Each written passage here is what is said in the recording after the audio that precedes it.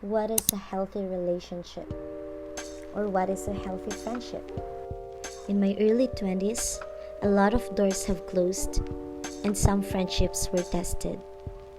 Blessed am I that my friends, both near and far, was founded with love and trust that couldn't be easily shaken, even in the coming of this unseen enemy, COVID-19. The pandemic brought rapid and unexpected changes, like shot opportunities, questioned decisions, and ended friendships or relationships of any kind.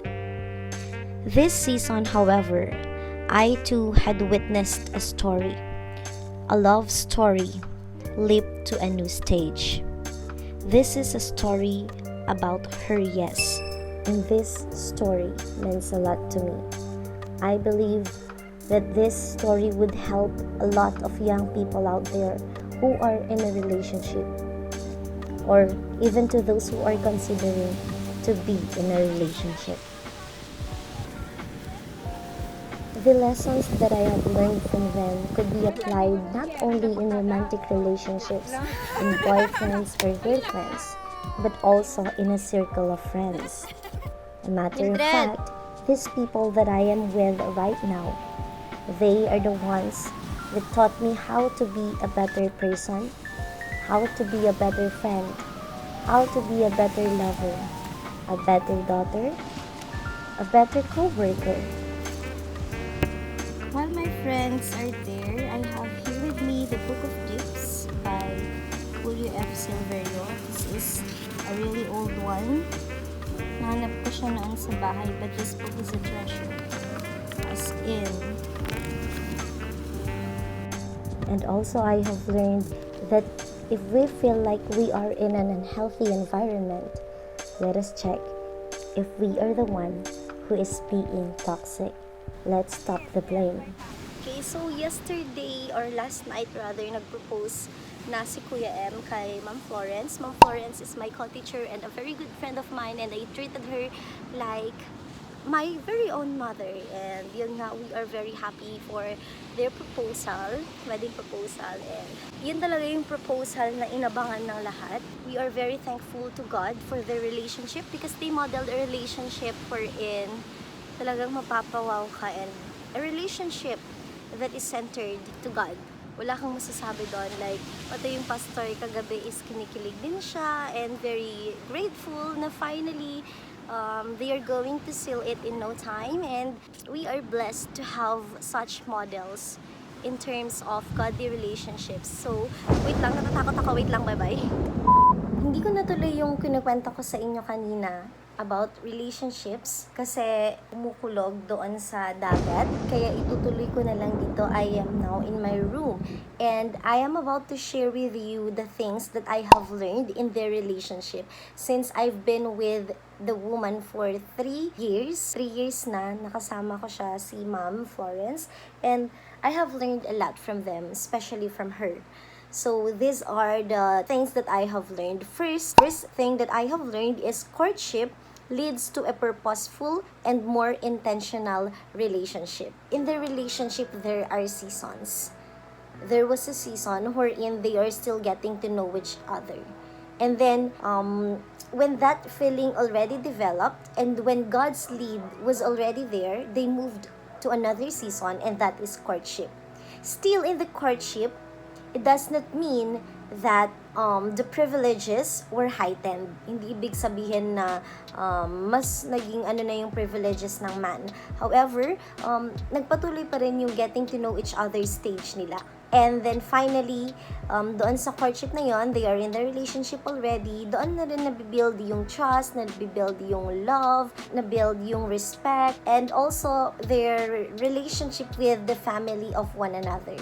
And then the yes, they are now in that season of that big yes from Mom Florence. And then finally, the next step would be their exchanging of vows. So for me, because they were in the right track, everything went as planned by God. They didn't hurry, which leads to number 2.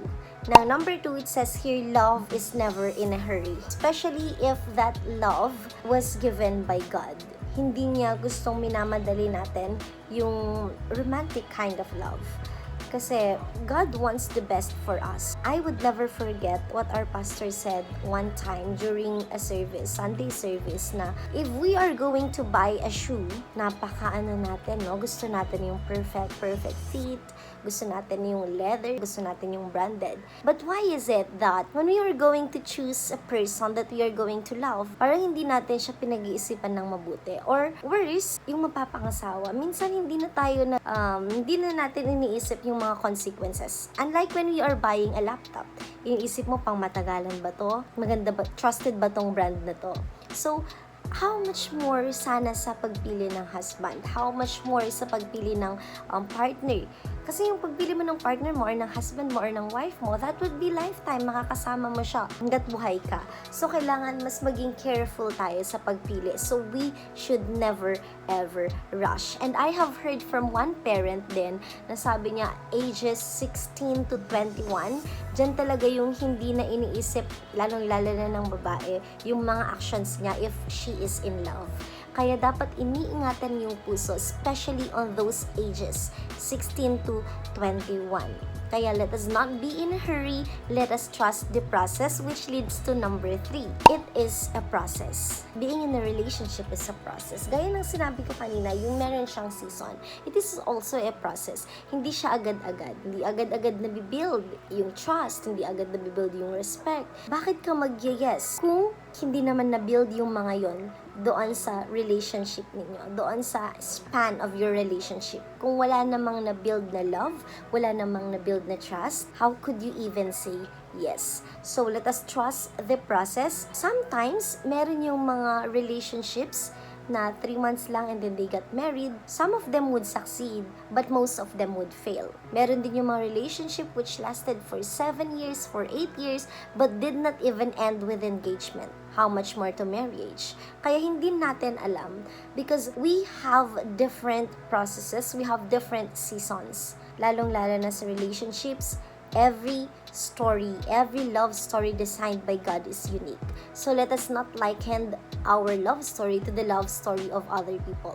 But the goal should be the same. And that goal should be to be in a God-centered relationship, to be in a relationship that glorifies the Lord, to be in a relationship wherein you and your partner are not only partners in real life, but you are partners in the ministry.